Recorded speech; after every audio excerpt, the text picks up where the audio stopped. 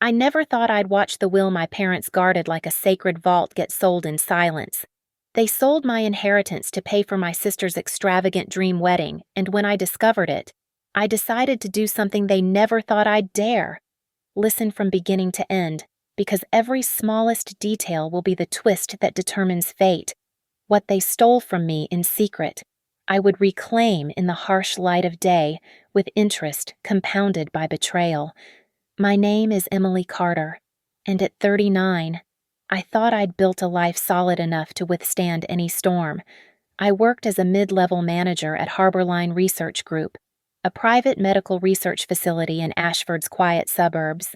My days were predictable spreadsheets, conference calls, the occasional breakthrough that reminded me why I chose this field. I lived alone in a modest townhouse, the kind with a small herb garden out back that I tended on weekends. Single by choice, or maybe by circumstance, I'd learned to find contentment in my independence. That evening, I stood in my kitchen at 6:30 p.m., stirring a pot of butternut squash soup I'd made for my parents. The smell of sage and nutmeg filled the air as I ladled it into a ceramic container my mother had given me years ago. It was Thursday, my regular dinner visit day. I wrapped the container in a faded kitchen towel, the one with tiny roosters on it that Mom always commented on, and grabbed my keys.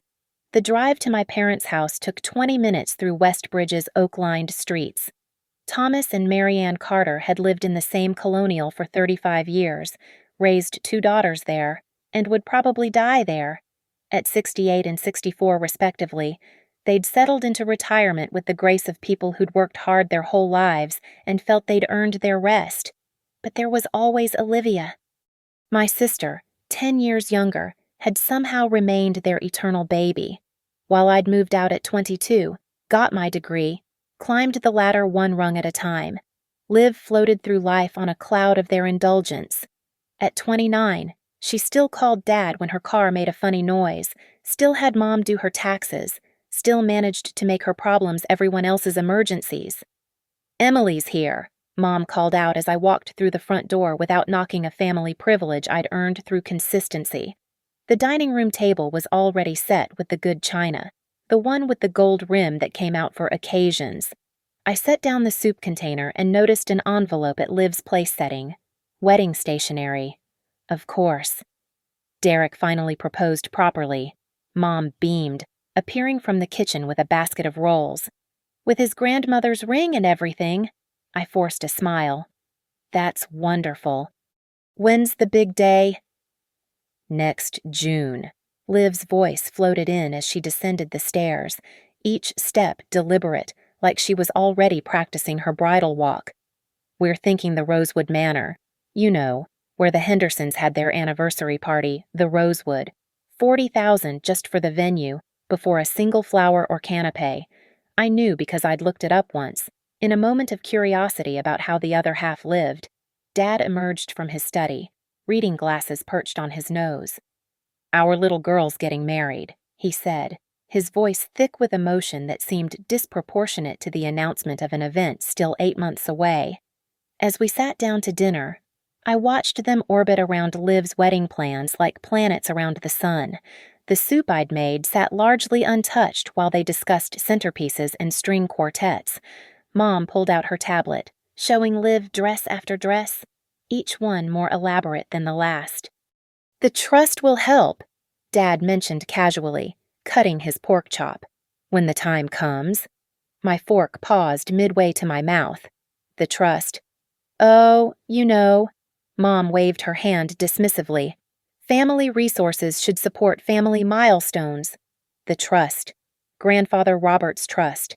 The one he'd established with strict conditions, meant to pass to me when I turned 40 next year. It wasn't just money, it was recognition. I was the one who'd spent summers at his hardware store, learning inventory. I was the one who'd driven him to his doctor's appointments those last 2 years. He'd told me, specifically, that he wanted me to have something substantial, something that acknowledged my responsibility and independence. "That's my inheritance, Mom," I said quietly. Liv laughed, a tinkling sound like breaking glass. "God, Emily, You make it sound like someone died yesterday. It's family money. For family. I looked at my parents, waiting for them to correct her, to explain that, no, actually, legal documents meant something. But Mom just reached over and squeezed Liv's hand, and Dad was suddenly very interested in his green beans. That night, driving home through streets that suddenly seemed darker, I couldn't shake the feeling that something had already been set in motion. The casual mention of the trust, the way they'd avoided my eyes, the wedding stationery that looked expensive enough to fund a small charity. I thought about calling my friend Janet, talking it through over wine like we did with most of my family frustrations. But this felt different. This felt like the first drop of rain before a storm you didn't see coming. 3 weeks later, I would discover I was right. But that night, I just drove home to my quiet townhouse, put the leftover soup in my refrigerator, and told myself I was overreacting. After all, parents didn't steal from their children. Did they? The email arrived on a Tuesday morning at 9:15, Mom, buried between a newsletter from my gym and a reminder about the quarterly budget review. The sender was Hartley and Associates, the law firm that managed Grandfather Robert's trust. I almost deleted it, thinking it was routine paperwork. Then I saw the subject line, Notice of Trust Asset Liquidation, Urgent Response Required. My coffee mug froze halfway to my lips. I clicked open the email, reading it once, twice, 3 times before the words made sense. We regret to inform you that pursuant to instructions received from the designated trustees, liquid assets totaling $457,000 have been withdrawn from the Robert Carter Irrevocable Trust. As a beneficiary, you are entitled to notification within 30 days of any major transaction. Designated trustees, my parents. $457,000. Gone. My hands shook as I printed the email, then immediately called the law firm. The receptionist transferred me twice before I reached Martin Hartley himself. Ms. Carter. His voice was careful, professional. I was expecting your call. There's been a mistake, I said. That trust has specific conditions. It transfers to me when I turn 40. That's next year. They can't just, according to our records, your parents presented documentation showing they retained emergency withdrawal rights as trustees. The paperwork was in order. What paperwork? I never saw any paperwork. Grandfather would never have. I'm sending you copies of everything we have on file. Ms. Carter, I strongly suggest you review these documents with your own legal counsel. The line went dead. Within minutes, my inbox filled with PDFs, signatures I didn't recognize, dates that didn't make sense, and at the bottom of one document, a shaky signature that was supposed to be mine, authorizing the trustees to act in the beneficiary's best interest regarding disbursements. I'd never signed it. I left work immediately, driving straight to my parents' house. Mom's car was in the driveway. Dad's too. Tuesday was his golf day, but apparently not today. They were sitting in the living room when I burst in, as if they'd been waiting. Mom's eyes were red-rimmed. Dad stood up, then sat back down. $457,000, I said. You took $457,000. Emily, sweetheart, let's discuss this calmly. Mom started. Calmly, you stole from me. You forged my signature. Nobody forged anything, Dad said, but he couldn't look at me. We needed to help Olivia, the wedding, the house down payment. Derek's parents are matching, her student loans. Her student loans. My voice cracked. I paid my own loans. Every penny. Ate ramen for 3 years, worked 2 jobs. You were always so capable, Mom said, reaching for my hand. I pulled away. You never needed our help. But Liv, she's different. She's sensitive. She needs more support. So you gave her my inheritance. My money. It's family money, Dad said, finally meeting my eyes. His were hard, defensive. Your grandfather would have wanted, don't. I felt something cold and sharp crystallizing in my chest. Don't you dare tell me what he would have wanted. I was the one who held his hand in hospice. I was the one he talked to about the future. He wanted me to have this. He wrote it down. He made it legal. Legal documents can be adjusted when circumstances change, Mom said quietly. I stared at her.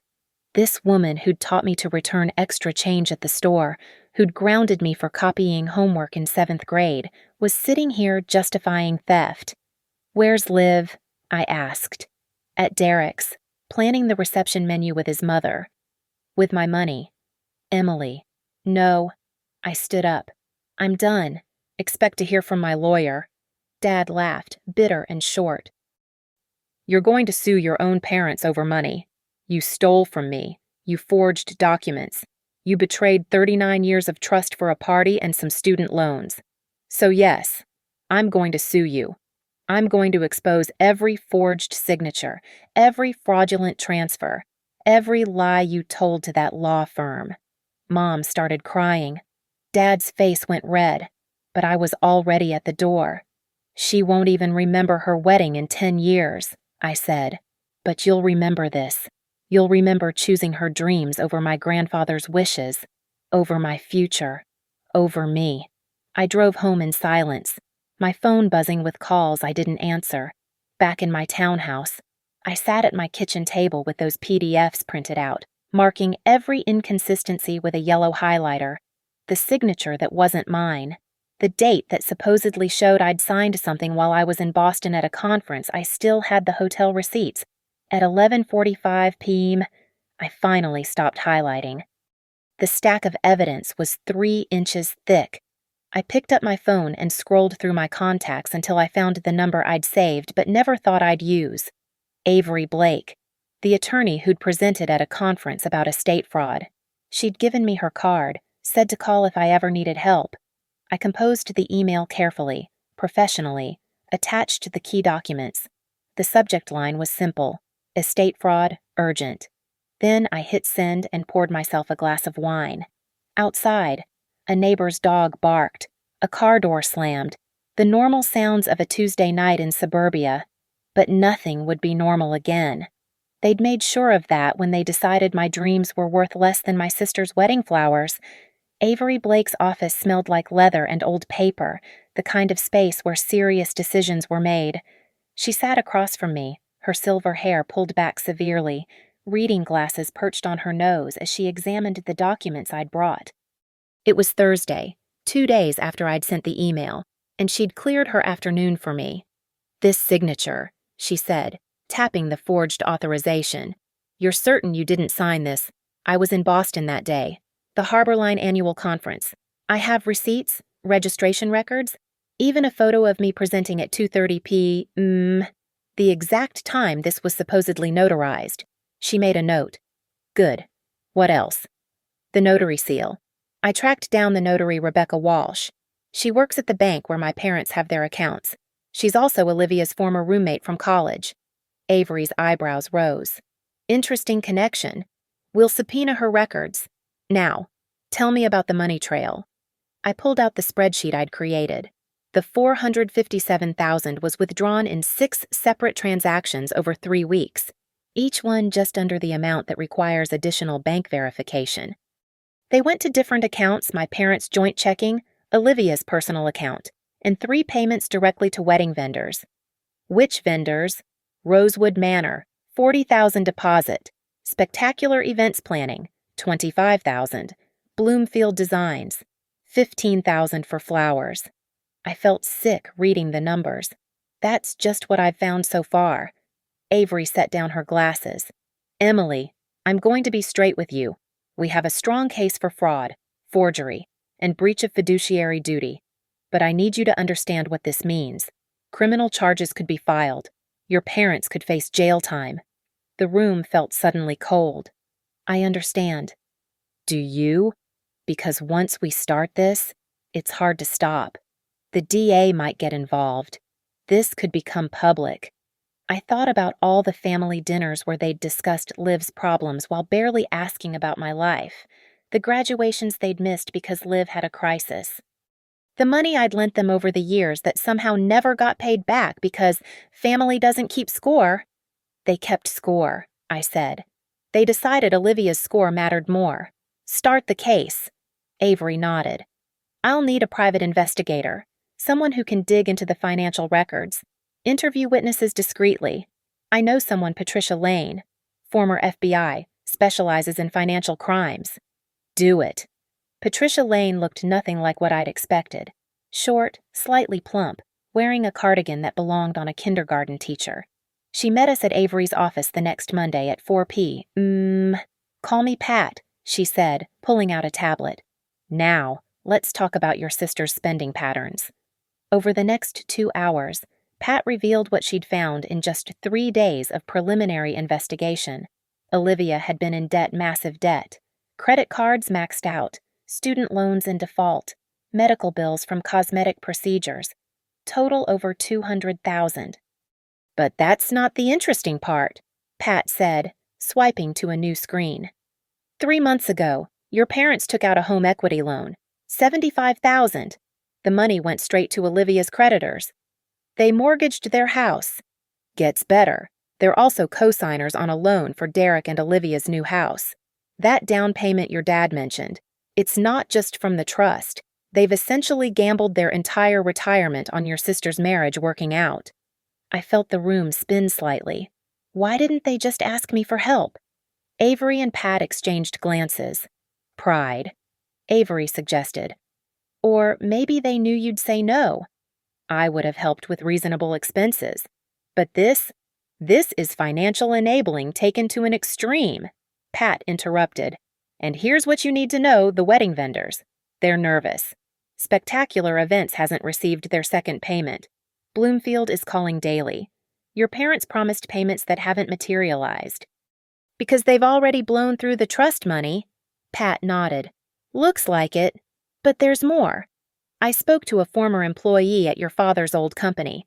Off the record, she said your father had some issues with expense reports before he retired. Nothing proven, but questions were raised. A pattern. This was a pattern. What about the forged signature? I asked. I've got a handwriting expert reviewing it. Preliminary opinion. It's not even a good forgery. Whoever did it, probably your mother, based on the style, was either rushed or careless. I remembered Mom's perfect penmanship, the way she'd won awards for calligraphy at the county fair. She wasn't careless. She was confident she'd never get caught. There's one more thing, Pat said, hesitating. I pulled Derek's financial records too. He's got his own problems. 2 bankruptcies, a failed business, current income that won't support the lifestyle they're planning. Your sister might not know the full picture. Or she does and doesn't care. Either way, this wedding, it's a house of cards built on stolen money, and it's about to collapse. That night, I sat in my home office, surrounded by evidence, bank statements, emails Pat had somehow acquired, photos of my parents at the bank the day the trust was emptied. Each piece felt like a small betrayal, but together they formed an avalanche. My phone buzzed. Olivia. Stop this. Emily, whatever you're doing, stop it. You're destroying our family over money. I texted back. You destroyed our family when you took what wasn't yours. I'm just documenting it. 3 dots appeared, disappeared, appeared again. Finally, I'll pay you back. With what, Derek's maxed credit cards, Mom and Dad's mortgage, or were you planning another forgery? No response. I turned back to my computer and opened a new document. Timeline of fraud, I typed. Then I began writing everything down, from that first dinner where they'd mentioned the trust to today's discoveries. By 3 a.m., I had 20 pages. By next week, I'd have a lawsuit. The war room, as I'd started calling it, was Avery's conference room on the 20th floor. Glass walls, a view of downtown Ashford, and a massive whiteboard covered in our battle plan. It was Wednesday, 10 a.m., and we were strategizing. Phase 1, Avery said, pointing at the board with a laser pointer. File for immediate injunction to freeze all remaining assets and prevent any further transfers. Phase 2, civil lawsuit for fraud, conversion, and breach of fiduciary duty. Phase 3, coordinate with the DA's office for potential criminal charges. And Phase 4, I asked. That depends on them. If they fight, we go public. Very public. Pat Lane sat at the far end of the table, laptop open. Speaking of public, I've got something interesting. Remember Rebecca Walsh, the notary she's agreed to talk.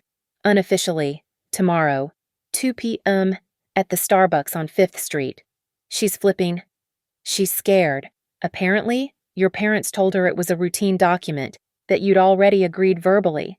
She didn't know about the forgery until I showed her the evidence. She's got 2 kids and can't afford to lose her notary license. I felt a twinge of sympathy for Rebecca, then remembered she'd helped steal nearly $500,000 from me. What about the wedding vendors? I asked. Pat pulled up a spreadsheet. Spectacular Events is owned by Miranda Hutchinson. She's received $40,000 so far, but is owed another $60,000 for the full package Olivia selected. She's getting nervous, calling your parents daily. I've made contact. She's willing to testify that your parents specifically said the money was coming from Emily's fund. They told her it was my money. Better. They told her you'd approved it as a wedding gift. Avery made a note. That's conspiracy to commit fraud. Add it to the list. There's more, Pat continued. Bloomfield Designs the florist, they've only received the initial deposit. They're threatening to cancel. And Rosewood Manor. They want the full payment by next month, or they'll release the date. Good, I said, then caught myself. When had I become this person? Celebrating my sister's potential disappointment? Emily, Avery said gently, you need to prepare yourself. Once we file, they'll hire lawyers. Good ones, probably. They'll try to paint you as the vindictive older sister, jealous of the pretty younger one getting married. Let them try. I have receipts for every loan I gave them that was never repaid, every birthday and Christmas where Liv got extravagant gifts while I got gift cards, every time I covered their bills while they went on vacation. Pat pulled up another file. About those vacations. 7 trips in the last 3 years. Cabo, Hawaii, a cruise through the Mediterranean. Meanwhile, they were telling you they couldn't afford to pay back the $5,000 you lent them for Dad's medical procedure. Which wasn't even real, I said bitterly.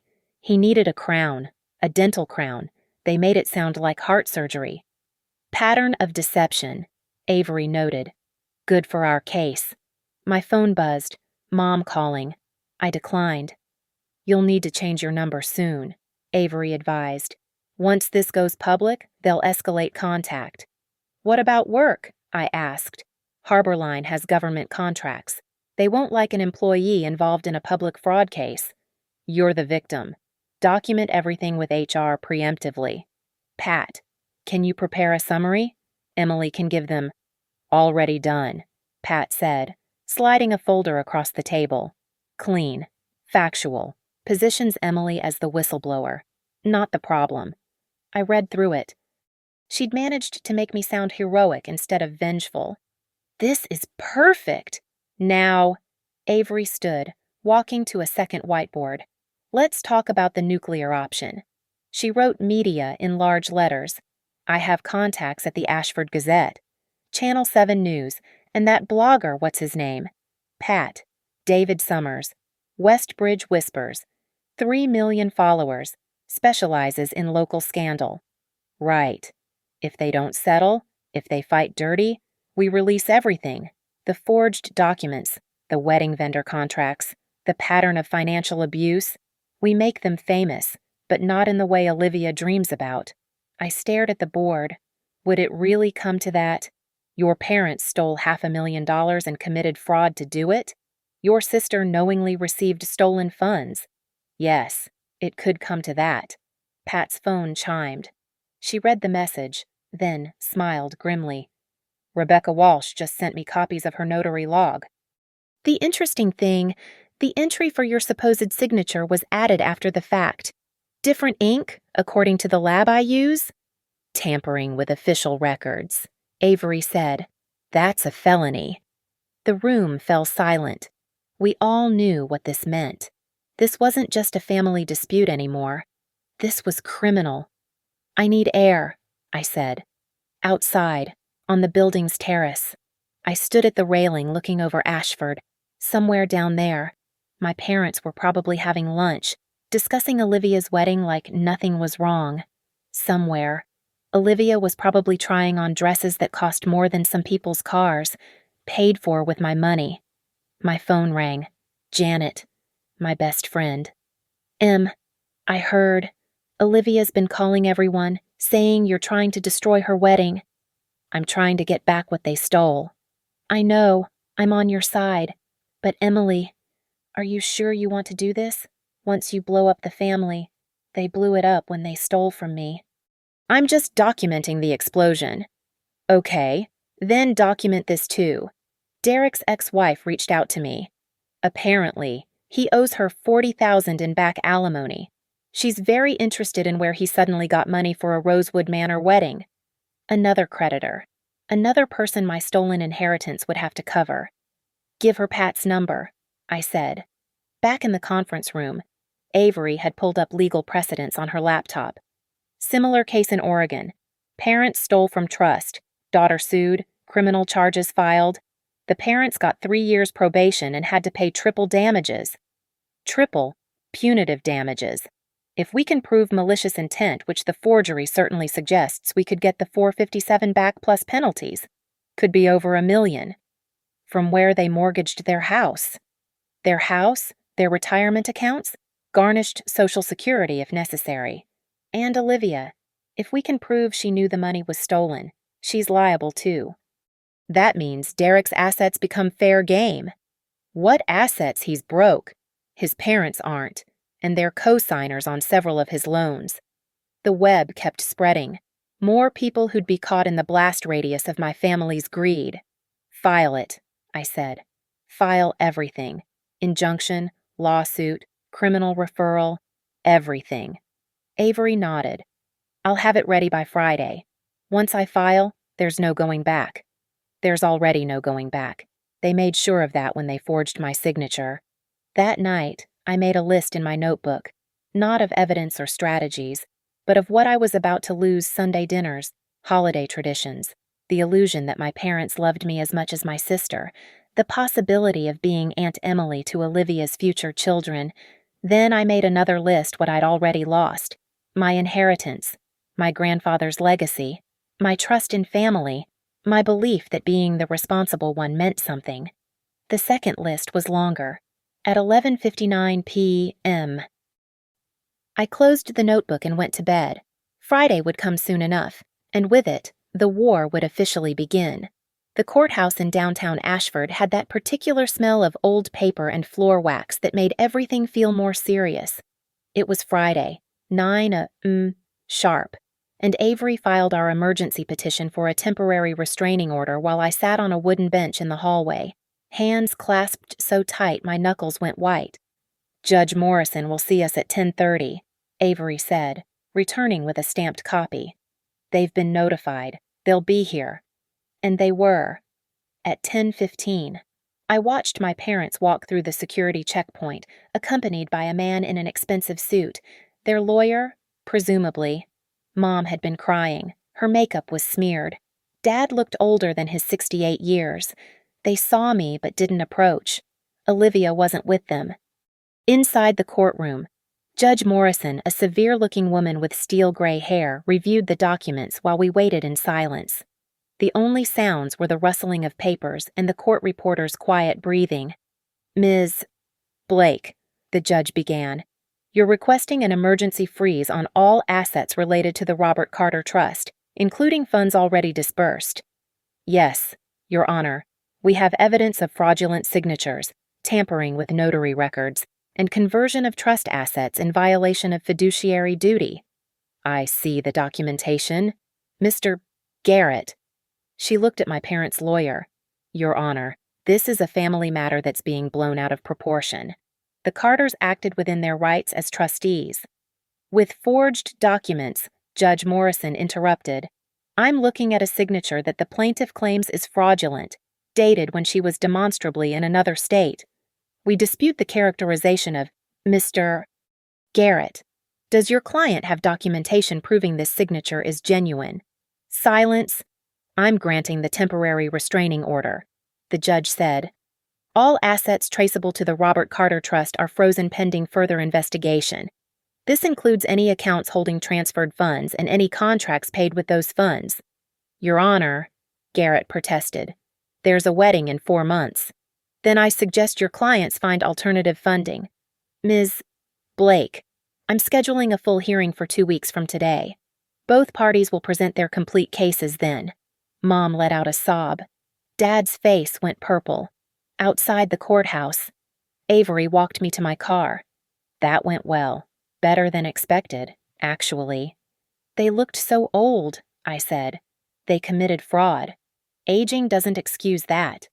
My phone had 17 missed calls from Olivia. I listened to one voicemail. You fucking bitch, they're canceling everything. The venue, the flowers, the band, everything. Derek's parents are horrified. How could you do this to me? I deleted the rest without listening. That afternoon, Pat called with an update. Rebecca Walsh gave a sworn affidavit. Says your mother came in specifically requesting she backdate the notarization. Offered her $1,000 cash to do it. Bribery, too. Adds to the pattern. Also, Miranda Hutchinson from Spectacular Events. She's pulling out of the wedding entirely. Says she can't risk her business reputation on clients who pay with stolen money. She's also filing a civil suit for the deposits she can't recover. The dominoes were falling faster than I'd expected. Monday morning at work, I met with HR as Avery had suggested. I laid out everything cleanly, emphasizing my position as the victim of fraud. We appreciate your transparency, the HR director said. As long as no criminal charges are filed against you personally, your employment isn't at risk. That evening, I was grocery shopping when I ran into Mrs. Patterson, our old neighbor. Emily, I heard about the situation. Your poor mother is beside herself. I'm sure she is. You know, dear, family is more important than money. I set down my basket. Mrs. Patterson, if someone stole $400,000 from you, would you just let it go because they're family? She blinked. 400,000 and counting. Have a nice evening. The full hearing was scheduled for a Tuesday. I took the day off. Wore my best suit, the charcoal one I'd bought for presentations to the board. Avery had prepared 43 exhibits, each one meticulously documented. My parents had a new lawyer. Apparently, Garrett had withdrawn from the case after seeing the evidence.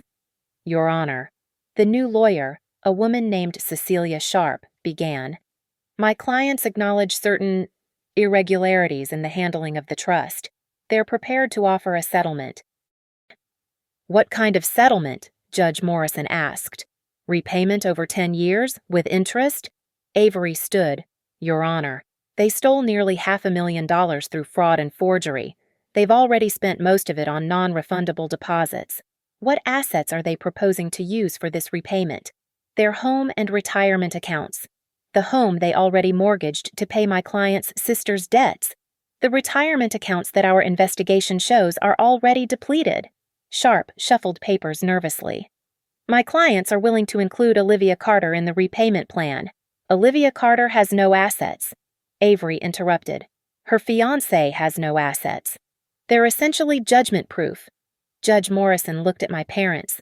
Mr. and Mrs. Carter, please stand. They stood. Mom trembling. Dad trying to look dignified. The evidence before me shows clear fraud, forgery, and breach of fiduciary duty. This isn't a misunderstanding or a family disagreement. This is theft.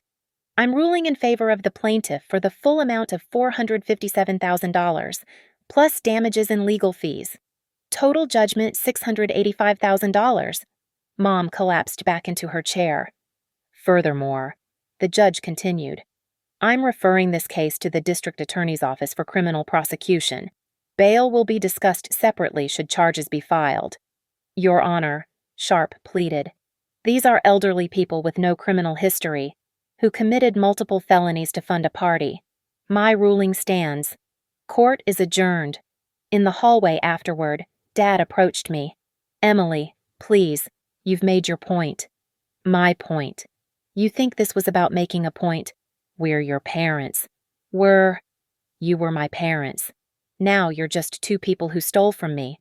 Olivia appeared from nowhere, mascara streaming down her face. I hope you're happy the wedding is ruined. Derek's parents won't even talk to me. Good, I said. Maybe now you'll have to earn something for once instead of stealing it. We didn't know, she screamed. I didn't know it was stolen. Pat appeared beside me with her phone out, recording. Say that again, Olivia. You didn't know the money was stolen. Olivia's face went white.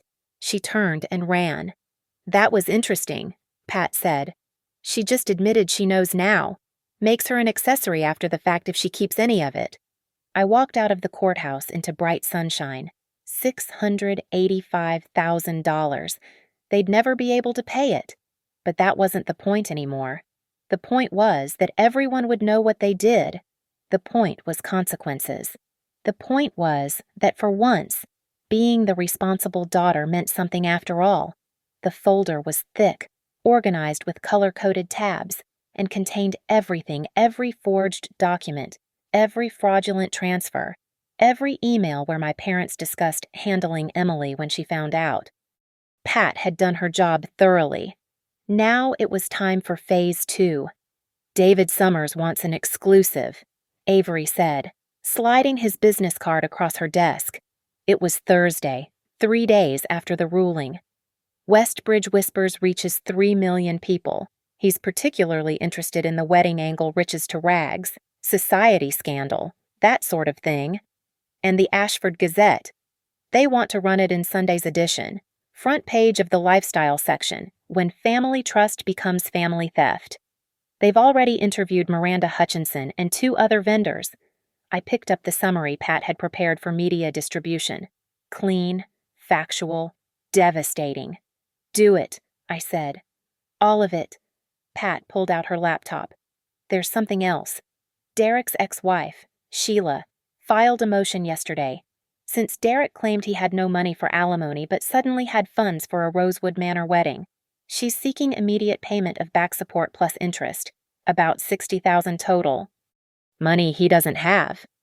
Money your parents gave him and Olivia, which means it's traceable to the stolen trust funds, which means Sheila has a claim against my parents too.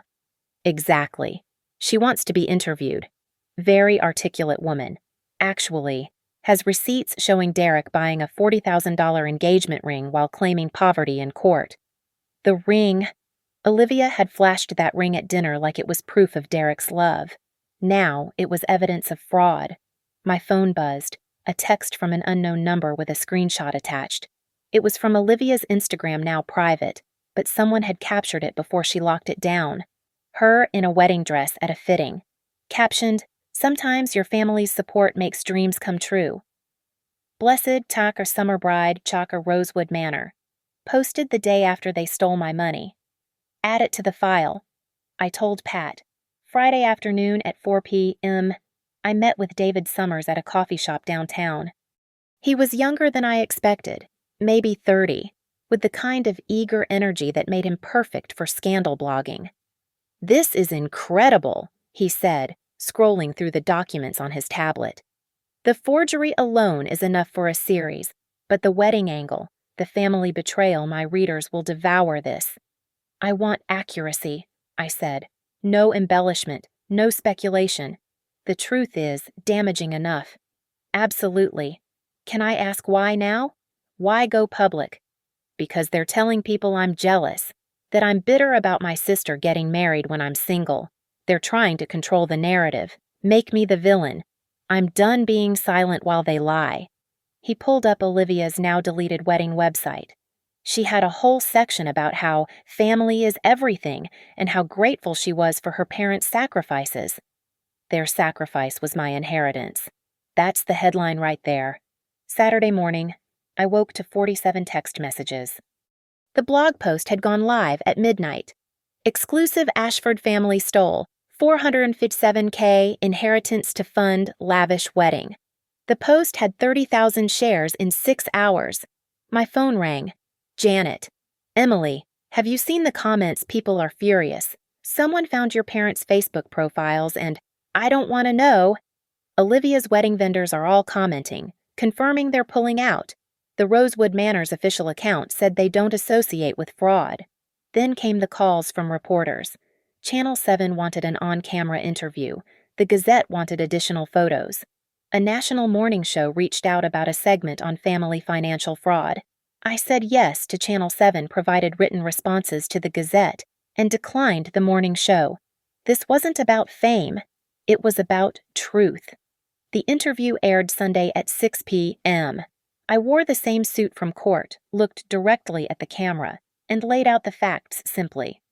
The reporter had done her homework. She had copies of the forged documents, the notary's affidavit, even security footage from the bank showing my mother making large cash withdrawals the day of the forgery.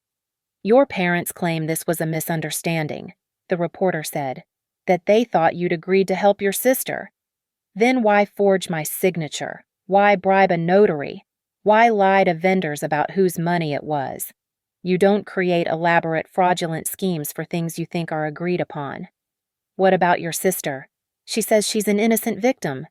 She knew our grandfather left that money to me. She was at the reading of the will. She knew, and she took it anyway. Your parents could face prison time. How do you feel about that? I looked directly at the camera, knowing they'd be watching. I feel like justice sometimes requires consequences. They made choices. Now they'll face the results of those choices. The response was immediate and overwhelming. The Gazette's website crashed from traffic. The Westbridge Whispers Post had over 100,000 shares. Swaken stolen inheritance. Wedding started trending locally, but the real impact came from an unexpected source. Monday morning, the district attorney's office announced they were filing charges 2 counts of felony fraud, 1 count of forgery, 1 count of conspiracy to commit fraud, and 1 count of tampering with official records. Given the amount stolen and the deliberate nature of the fraud, we're seeking the maximum penalties, the DA said in a press conference. Financial crimes within families are still crimes. My phone rang. Dad. Emily, they're arresting us tomorrow. Your mother is having a breakdown. Is this what you wanted? What I wanted was my inheritance. What I wanted was parents who didn't steal from me. What I wanted was to not have to fight for what was already mine. We could have worked this out privately. You had that chance. You chose to lie instead. Goodbye, Dad. Olivia's wedding date came and went. June 20th. What would have been her perfect summer wedding became the day the criminal trial was scheduled to begin. Pat sent me photos from that Saturday. The Rosewood Manor had another event, a charity fundraiser, where Olivia's reception would have been. Donors were raising money for fraud victims. Ironic. Right, Pat said. Derek left Olivia 2 weeks after the charges were filed. His parents, mortified by the scandal, had threatened to cut him off if he didn't distance himself from the situation. He moved back to California, blocked her on everything, and his lawyer sent a letter stating he had no knowledge of the fraud. Tuesday evening. I sat in my home office, looking at a photo from 3 years ago. Last Christmas we'd all celebrated together. Mom had made her famous prime rib. Dad had told his terrible jokes. Olivia had complained about work, and I'd washed dishes while listening to them plan their next vacation. Now, Mom and Dad were under house arrest with ankle monitors, awaiting trial. Olivia was living in their basement, fielding calls from collection agencies for wedding deposits she couldn't return. The house would be sold to pay part of the judgment. Their retirement was gone. All for a wedding that never happened. My phone buzzed. A news alert. Ashford couple pleads guilty to fraud and inheritance theft case. They'd taken a deal. 2 years probation for Mom, 3 for Dad, full restitution, and 200 hours of community service each. It was over. Almost. The courtroom was packed for the sentencing hearing. Media in the back rows, creditors and vendors in the middle, and my family, what remained of it, in the front. It was Thursday, 9 a.m., and Judge Morrison looked even more severe than before. Before I pass sentence, she began, I want to address something.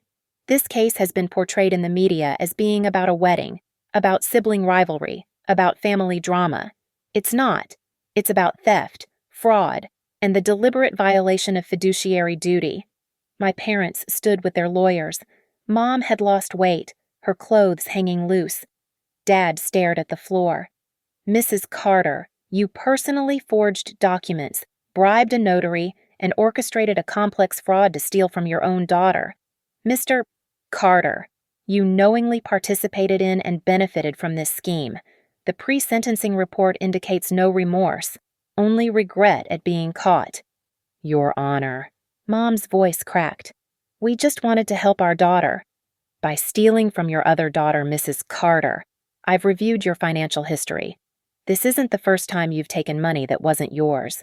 Your former employer, the school district, chose not to press charges for missing fundraiser money in 2018. Your church declined to pursue the matter of the missing donation funds in 2020. I felt the room shift. This was new information, even to me. However, your plea agreement stands. 2 years probation for you, Mrs. Carter, 3 for you, Mr. Carter.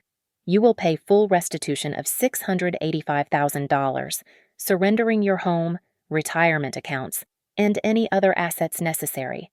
You're prohibited from serving in any fiduciary capacity for the next 10 years. What about our daughter? Dad finally spoke. Olivia had nothing to do with Mr. Carter. Your daughter received and spent stolen funds. The fact that charges weren't filed against her was a prosecutorial decision, not an exoneration.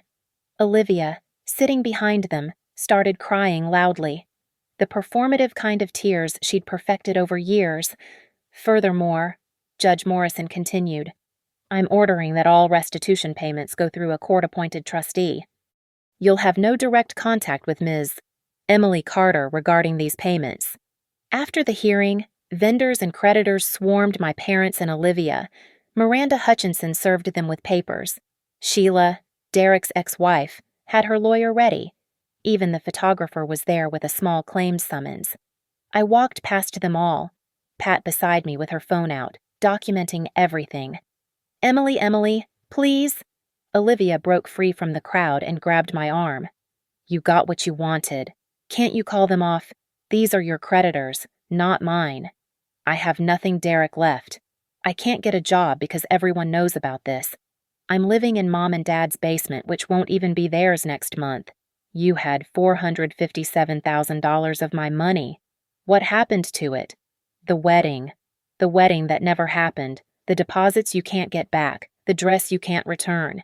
You spent my entire inheritance on a party that didn't even occur. I loved him. She screamed, causing everyone in the courthouse hallway to stop. Derek loved me. We were going to have a perfect life. Funded by theft. You don't understand. You've never been in love. You've never had someone want to marry you. I removed her hand from my arm. You're right.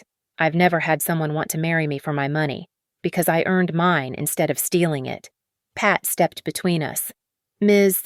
Carter Olivia, you should know that Derek's attorney sent a statement. He's claiming you told him the money was a gift from your grandmother's estate. He's considering filing fraud charges against you for misrepresentation. Olivia's face went white. He wouldn't. He loved the money, I said. When that disappeared, so did he. That evening, the local news ran a segment. They'd interviewed the neighbors, who all expressed shock but also mentioned signs the expensive vacations while claiming poverty, the constant favoritism toward Olivia, the way they'd always lived beyond their means. Mrs. Patterson was interviewed, the same neighbor who'd told me family was more important than money. I had no idea it was that much, she said to the camera. Nearly $500,000. That's not family helping family. That's theft. The next morning, Friday, I met with Avery for the last time. The trustee will oversee the liquidation, she said. The house is already in escrow. Their retirement accounts are being cashed out with heavy penalties. You should receive the first payment within 60 days. How much will I actually recover? Realistically, maybe $400,000 over the next 5 years. They don't have enough assets for the full judgment. And Olivia, judgment proof. No assets, no income, no property. You could pursue her forever and get nothing. What about criminal charges? The DA declined, said the public humiliation and financial ruin were punishment enough. I disagreed, but I was tired of fighting. That weekend, I drove past my parents' house soon to be someone else's house. A large "Sold" sign sat in the yard, and a moving truck was backed into the driveway. I saw Dad carrying boxes, each step looking painful. Mom was on the porch, directing the movers with shaking hands. They'd aged 10 years in 6 months. Olivia came out carrying a garbage bag of what looked like wedding decorations tulle, ribbons, all white and silver and useless. She threw it in the truck, then saw my car. For a moment, we just stared at each other. Then she held up her left hand. The $40,000 engagement ring was gone. In its place was a tan line and nothing else. I drove away. Monday's paper had a small article on page 6. Former Ashford couple relocates following fraud conviction. They were moving to a one-bedroom apartment in Riverside, 40 miles away. The article included a quote from their new landlord, who said he'd only accepted them after a double security deposit paid by a cousin who felt sorry for them. My phone rang. An unknown number. "Emily, it's Rebecca Walsh." The notary. "I wanted to apologize, and to tell you something. Your mother came to me 3 times before I agreed. She cried, said Olivia would die without this wedding, that you were successful and wouldn't even miss the money. I should have known better." "Yes, you should have." I lost my notary license. My kids ask why I don't work at the bank anymore. I tell them it's because I made a bad choice to help bad people. Good lesson for them. I'm testifying in the civil suits. All of them. The vendors deserve their money back. They won't get it. My parents have nothing left. Neither does Olivia. Did you know she's been trying to sell her story? Reached out to tabloids about being the victim of a vindictive sister. Let me guess, no takers. Actually, one tabloid was interested, until they found out about the fraud conviction. Turns out, I spent stolen money on my dream wedding doesn't generate sympathy. After we hung up, I sat in my office looking at the judgment papers. $685,000. I'd probably recover most of the original theft. Eventually. The damages and fees would never materialize. But that wasn't the victory. The victory was that everyone knew. The victory was consequences. The victory was that for once, being the responsible daughter, the overlooked one, the one who did everything right, it meant something. The victory was that they'd destroyed themselves trying to give Olivia what she wanted, and she'd ended up with nothing. The doorbell rang. A courier with a certified letter. Inside was a single sheet of paper, a receipt from the court trustee. The first restitution payment from the sale of my parents' house, $73,422.18. I held that check for a long moment, then photographed it. Not for social media, not for proof, but for me. Evidence that sometimes justice isn't about winning, it's about not letting them get away with it. The courthouse steps were wet from morning rain as I walked out for the last time. It was Tuesday, 11:45 a.m., and the final paperwork had been signed. The trustee had just confirmed the last asset liquidation my mother's jewelry, including her wedding ring, had sold at auction for $12,000. Every penny would go toward the restitution. I stood at the top of those steps, looking out at downtown Ashford. The city moved on, indifferent to the family that had just finished destroying itself in the building behind me. Traffic flowed. People walked past with their coffee cups and phone calls, living their normal lives. My phone buzzed. A text from Pat Lane. Final report attached. Case closed. Case closed.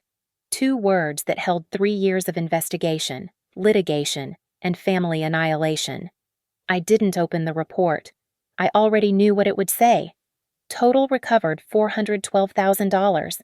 Total remaining $273,000 that would never materialize because you can't squeeze blood from stones, and my parents had become stones hard, broke, and hollow. Behind me, I heard footsteps, heavy, familiar. Dad. I didn't turn around. Emily still didn't turn. The trustee said this was the last meeting. That after this, it's just automatic payments from our Social Security. Good. Your mother wanted to come. To say, no. He stood beside me, not quite close enough to touch, looking at him peripherally. I saw an old man in an ill-fitting suit from Goodwill, the kind of suit you wear to court when you've sold your good clothes to pay lawyers. "Olivia got a job," he said. "Overnight stocking at Walmart. She uses a different last name." I said nothing. We destroyed our family for a wedding that never happened. "No," I finally spoke. "You destroyed our family because you thought I mattered less than her happiness. We thought— You thought I'd never find out, or that I'd forgive you if I did. You thought wrong." He walked away then, each step careful on the wet stairs. At the bottom, he looked back once. I was already walking to my car. The drive home was silent. No radio, no phone calls, just the sound of wipers clearing the drizzle and my own breathing. At a red light, I saw a billboard for Rosewood Manor. "Your dream wedding awaits." Someone had spray painted over it. "If you can pay." So, back in my townhouse, I stood in my home office. The war room, as I'd once called it, was now just a room. The evidence boxes had been returned to Avery for storage. The whiteboard had been erased and removed. All that remained was a single folder on my desk, the trustee's final accounting. I picked up the folder, walked to my back garden, and stood by the fire pit I'd never used. The rain had stopped, leaving everything damp and green-smelling. I lit a match, held it to the corner of the folder, and watched my grandfather's trust, my family's betrayal, and 3 years of fighting turn to smoke. The ash fell into the pit, gray and meaningless. My phone rang. Janet. "Want to get dinner? That new Thai place opened on Market Street?" "Sure." 7. "Perfect. You did the right thing." I know. And I did know. Not in the triumphant, victorious way I'd imagined when this started, but in the quiet, solid way you know that cancer has to be cut out, even when the surgery leaves scars. That evening, walking into the restaurant, I passed a young couple looking at wedding magazines over appetizers. The bride-to-be was showing her fiancé a photo of Rosewood Manor. "It's expensive," she was saying, "but my parents want to help." I wanted to warn her, to tell her about the cost that doesn't show up on invoices, the price families pay when want becomes theft, when dreams become entitlement, when love becomes leverage. But I just walked past, took my seat, and ordered pad thai. The next morning, Wednesday, I deleted all the saved documents from my computer. Every email, every photo of evidence, every court transcript, delete, delete, delete.